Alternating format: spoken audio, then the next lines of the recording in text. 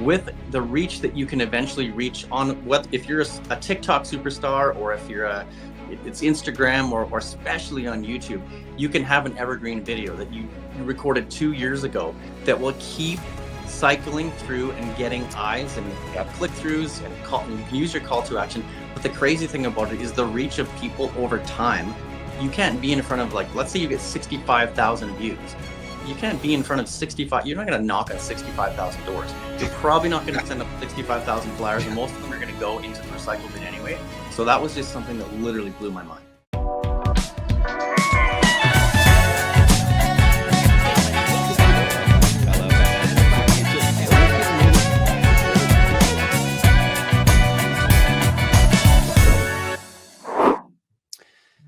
YouTube is becoming more and more of a popular subject matter because you could passively prospect. You could put yourself out there like we have with Real Estate First Technology on YouTube and be able to build the know, like, and trust on autopilot in your sleep. Today, we want to go ahead and bring in a very special guest who is working with someone that's doing that actually specifically at Real Broker. We had Dan Gandy. Welcome, our co-host. What's going on, man? I heard you ran out of lock boxes. It's a good spring. Let's just say that. You only got 10, you got 12 listings. Well, looks like you're gonna get 2 more lock boxes. And this guest that we have is actually on the downline with you, huh? Yeah. We all share the same upline with Brad, and I'm excited to see this guy share some good knowledge and information for everybody out there about YouTube and his story. Yeah, me too. Awesome. Well, let's bring the man, the myth, the legend in. We got Jeff in, proud father, also husband, and someone who's crushing it with Real Broker up in Canada, looking to do more with YouTube. And I was looking at your email and I clicked the first link and I'm like, hold on, we're not interviewing Brad. And I clicked the second link. I was, okay, there he is. I was like, all right, there's Jeff. But welcome to Real Estate First Technology. Excited to have you on the show, man. Thank you. And thanks for having me. I'm excited to be here too. And interesting too, yeah. So part of Brad's team up here in Calgary, Canada. There are about 6 of us. So agent-wise, we have a team of 8, including, of course, our Sydney, manages the team, and then of course Brad's wife Teela, who does a lot of the marketing and stuff for us too. So we're a small team, but we do a lot of business up here. And again, yeah, happy to be here. Yeah, I love it. Yeah, I just sent you guys a referral like a week ago. Oh, well, make sure that you touch base with Brad on it. And if not, it'll obviously filter down to one of us. And we'll take it. So question, do I need the hair if I join the team? Yeah, you're not the first one to ask that. So it's not a requirement. Okay. It's something that definitely comes up. So yeah, I mean, if you have the good hair, sure. You know what? It looks good on you, man. It looks good on you. I love that. So let's get into a quick backstory. So, I'm always curious, like, how did even real estate come about for you as far as getting into this industry? So for me, rewind the clock back to October of 2010 is when I officially got licensed. Before that, I was doing a lot of things in media for TV and things like that. That's not meant to sound glamorous or cool, but I had always had this vision of I wanted to be an anchor man or something in broadcasting. And I did a lot of that stuff. And then in 2008, the market shifted everywhere, including here. I obviously wasn't licensed at that time, but when I was doing some of the TV stuff and whatnot, I was also interested in real estate. I ended up hosting and producing a show that ran for a year up here in Canada, across the nation, that was based on real estate investing, again, before things kind of went sideways. And then after that, there was really no more media work to be had. So I felt like a contractor, tons of layoffs in many industries, including media up here. And so I decided, well, what am I going to do? And just before that, I was bouncing around from different contracts, media opportunities. And then one of the things that I did was a 3-part series in real estate. And I did commercial, I did industrial, and I did residential. And when I talking with people after that, when I realized there was no more kind of work to be had in that, it was interesting enough that I said, well, why don't I just go get licensed? I know a lot of people say that, but I was one of the people that did, and then and try it out. And lo and behold, here we are 14 years later, just about, and the rest is history. Wow, that's awesome. The fact that you got connected with Brad, and he kind of seems like he has that same type of way about him, I guess you could say, like TV show host, anchor person, right? They're just like, and then the video I watched on your YouTube channel with you and him a couple of years ago was one of the listings. I mean, the vibe was there. You could just tell. And we joined forces basically for that reason, or that was one of the reasons why at that time I was like, yeah, let's see what we can do. We had a lot of the same thoughts on that. I gave him some knowledge. He obviously gives me a lot of knowledge too. So it was a great fit. I love that. I love that. Dan, are you gonna work on the hair or I'm losing my hair by the day. So no hair movement here, but I was going to say that I think that's the unique thing about Brad and the team, and is the way that you guys are so video centric. And I think that's coming to his team from TV is a perfect complement to the mode of attack that team has done in just a few short years, be super successful. Absolutely. And that was you hit the nail on the head. That was our kind of mode of attack from sort of day one with the team. And then agents that we brought on who are more, they're not even necessarily junior. We have a couple of junior agents, but we also have people with really no on-camera experience. So we're teaching them. We've obviously, Brad goes around teaching and showing others, as do I, about how to be a little bit more on-camera savvy, if you want to call it that. But the long and the short of it is we knew that video, in fact, wasn't going away. It was only going to get more prevalent. And here we are, like you said, a couple of years later, and it's even more important. So we're always pushing people to just, learn what you can, do it as much as you can. Yeah, it's tough when you start, but the more you do it, the better you get. Okay. Yeah. Let's get into brack tacks. So let's talk about, you're talking about video centric, you're talking about best practice techniques, how to show up on camera, your delivery, the inflections. There's so many different ways to do it to capture their attention. I mean, we're doing it right now, right? People are either listening in or watching on YouTube. Give us some brack stacks, Jeff. What would you suggest?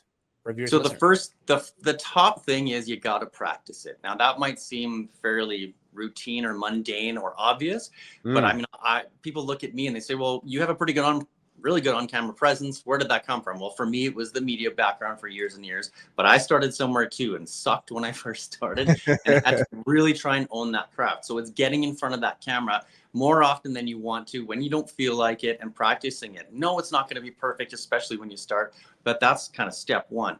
Step two on it is then obviously finding somebody that you trust enough, whether it's yourself to start as you get better with the equipment, or finding somebody that you trust enough that will do the video for you and edit it for you in such a way that it's getting better and better each time. Because I will say this, there's two schools of thought on this now too, where the quality of video has gotten so good for some agents and some teams that it's almost, you could have your own channel, you could have your own TV show, and that is awesome.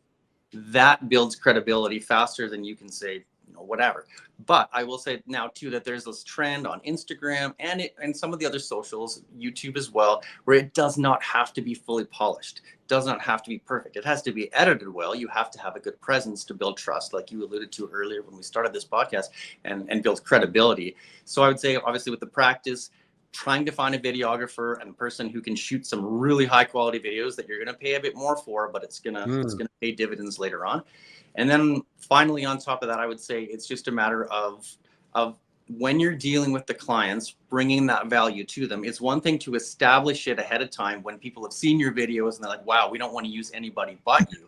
But then also bringing it to their attention if they're not as familiar with it, and say, listen, we have a reach because of social media now and the video side of things, YouTube, whether it's TikTok, whatever your flavor is.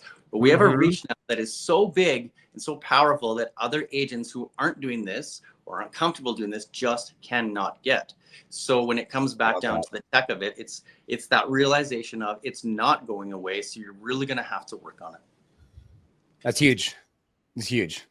I love that. It definitely is. And I think the biggest portion of what you said that I think resonates with most agents that don't want to get started on video is practice, right? Not saying you have to be a robot with scripts, but like yesterday I was doing a funnel for a specific ad campaign, and like it was something new that I was doing. So I had to practice it. Like I think it was like 10, 15 runs at it before I could kind of get down, the hook and all of the different dynamics of the conversation points that I wanted to hit. But it's frustrating, right? I almost threw my phone like 3 or 4 times. and why I bring this up, most agents don't even break the ice of getting started and like, looking stupid on camera or messing up and bloopers and all this stuff. But I think that's a big selling point to an agent who is resilient and wants to try this, is that once you start getting that muscle building, I think that's what you guys and Brad and the team and yourself are like, all right, I don't care what I look like in camera. I'm now mastering the skill of communicating with people through video. So where do you see the most call to action from that? Is it the branding aspect of video, or is it the actual people are picking up their phone, texting you, hitting up on social media from the video in direct response? You know what? That's a great question. It's both of those things. So it's definitely on the branding side of things. So for somebody like me, you'll notice that, so Brad's got the team channel. I'm starting to develop my own channel. We're going to develop some things in unison, but where I might not have as big a reach, Brad will have the bigger reach because he's established it more. As my brand continues to grow, then that's where you're going to get people calling me up specifically or reaching out just for me. When it comes to the team stuff, it'll be because of the brand. On the other side of the equation, it's really just, it's about, I've noticed too, where you get the calls to action either through your social media, including YouTube, where we've really seen our biggest influence in terms of we're not talking just North American reach, we're talking global reach, because and again, this isn't all meant to sound so extravagant and glamorous, but we literally have fans from across the world that say, if we are ever in Canada, or if we are going to do this, we want to use you guys. We love your channel. And that's just from YouTube. So it's kind of a combination of both, I would say. Yeah. I love that. I love the authority thing too. Just, like, they want to work with you. Like, they watch your content. They're like, Jeff's the guy. Well, it's funny because, oh, go ahead, Jeff. Well, I was just going to say, and then on top of that too, where I think of it from a YouTube perspective is something that was brought to my attention not too long ago that I didn't honestly even think about is, let's say your big thing is door knocking, or your big thing is sending out flyers or mailers and that kind of thing. With the reach that you can eventually reach on if you're a TikTok superstar, or if you're it's Instagram, or especially on YouTube, you can have an evergreen video that you recorded 2 years ago that will keep cycling through and getting eyes and click-throughs and you can use your call to action. But the crazy thing about it is the reach of people over time. You can't be in front of, like, let's say you get 65,000 views. You can't be in front of 65. You're not going to knock on 65,000 doors. You're probably not going to send up 65,000 flyers, and most of them are going to go into the recycle bin anyway. So that was just something that literally blew my mind.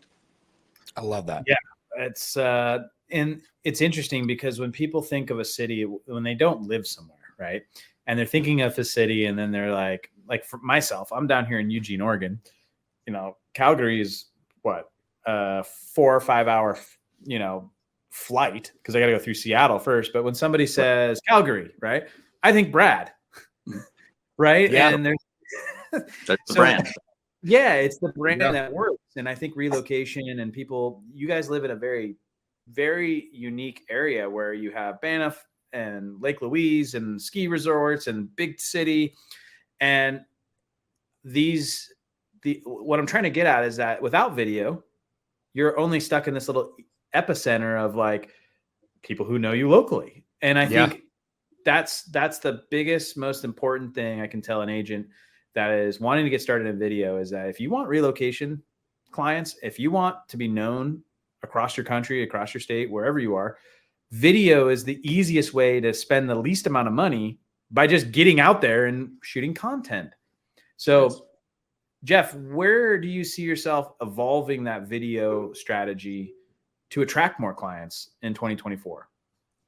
It's going to be primarily on YouTube, because what I've done when I'm talking about being in part of a mastermind and an inner circle with people that are much more in the know about that than me, is learning some of the back end, we'll call it analytics, to be able to have somebody that's teaching me that. And you're going to start seeing me focus a little bit more on my own unique self, my brand, such that I'm going to be shooting more videos for just my channel that will air on my channel, because my channel's been a bit dormant.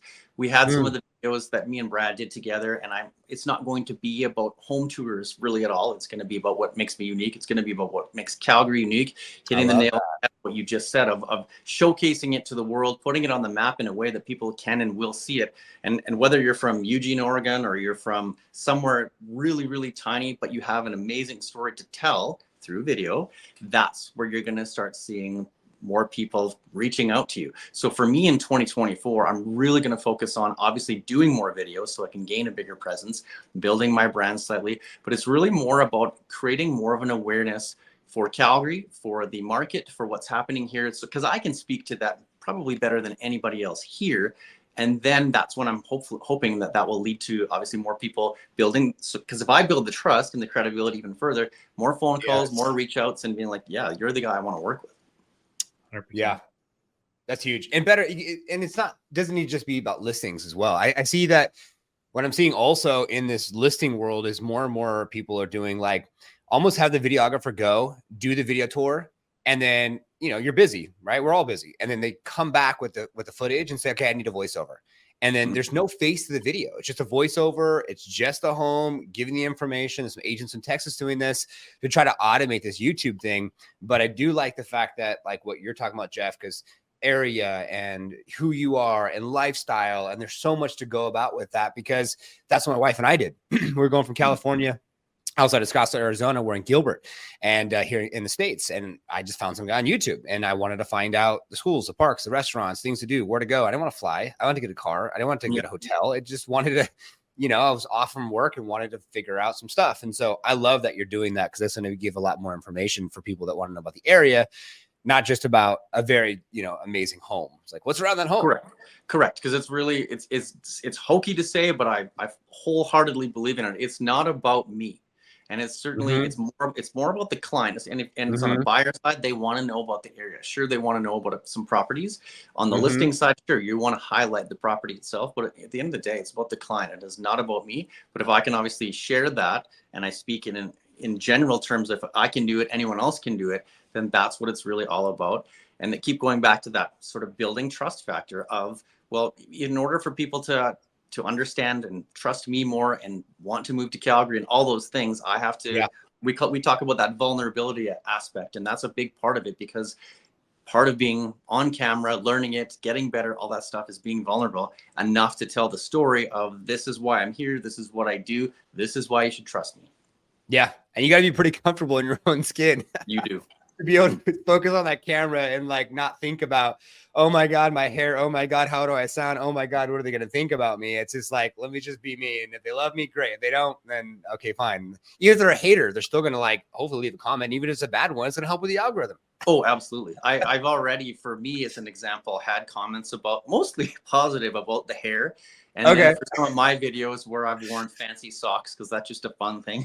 Again, most people are pretty good about it. So those kind of things. But you also realize that they're repeat viewers in many cases. They're watching whatever you want to believe. Negative publicity is good publicity, but it's really neat to see the reach in that, in the grand scheme of things with that. I love that.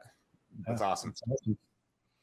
Yeah, I was going to say, to like just knock this out of the park, you know, where would you say to a new agent starting out, or somebody that is really trying to get into video, what's the very first thing you would tell them to do?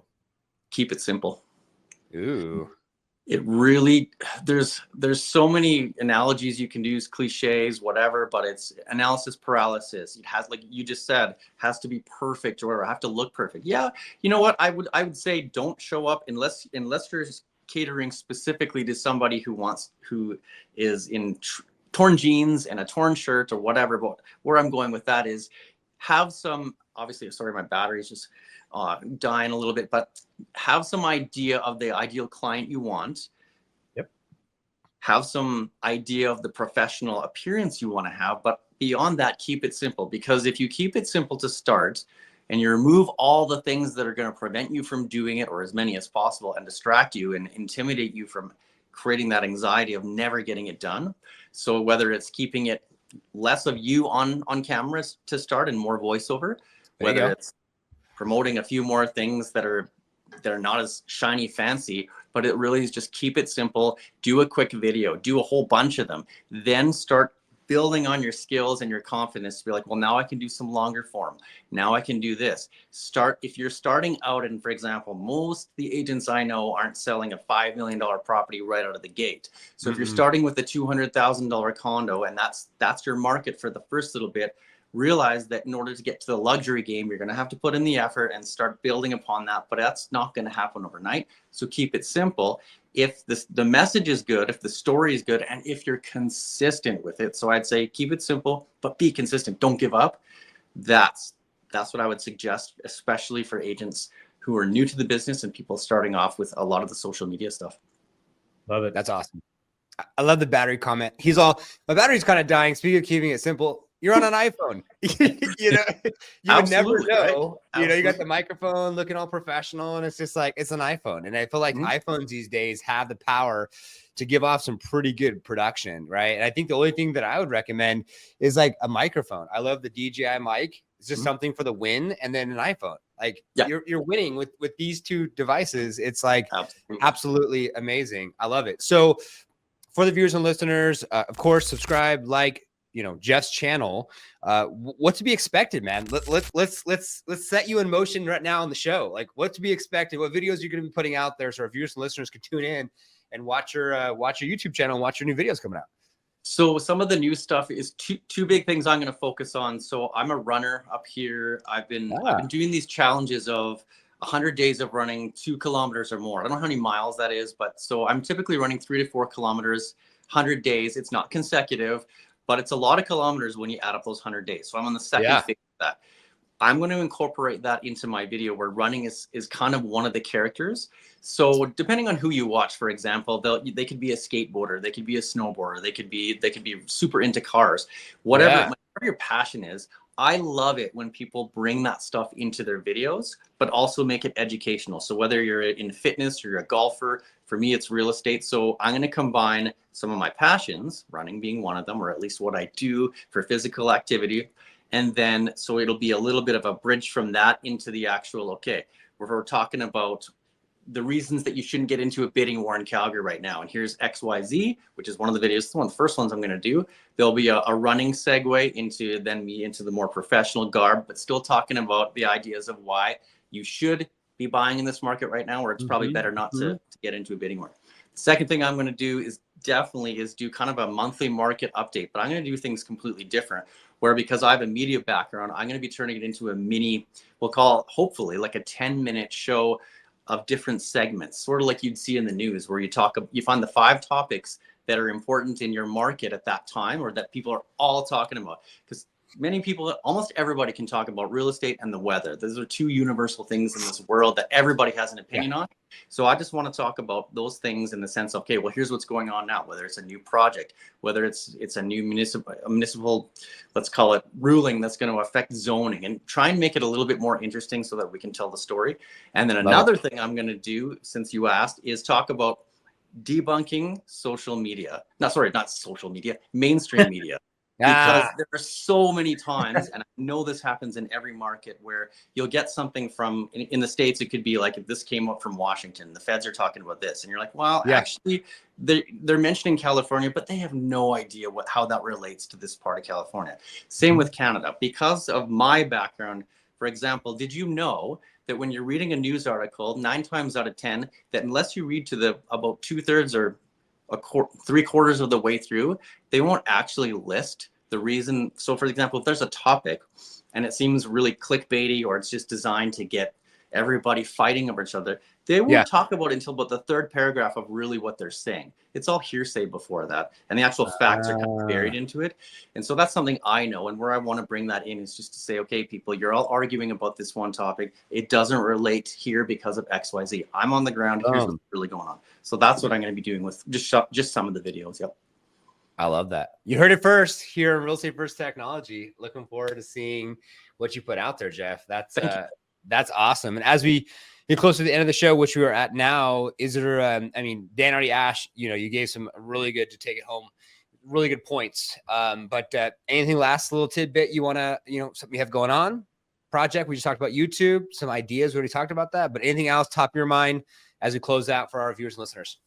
YouTube's the big one. I've noticed that for many people, podcasting is a big thing, like what we're doing now, which is awesome. I love that. I love the fact that people are jumping on the mic and just kind of casually, if you want to call it that, have conversations. But for me, it's going to be YouTube, still a commitment to Instagram on the social side of things.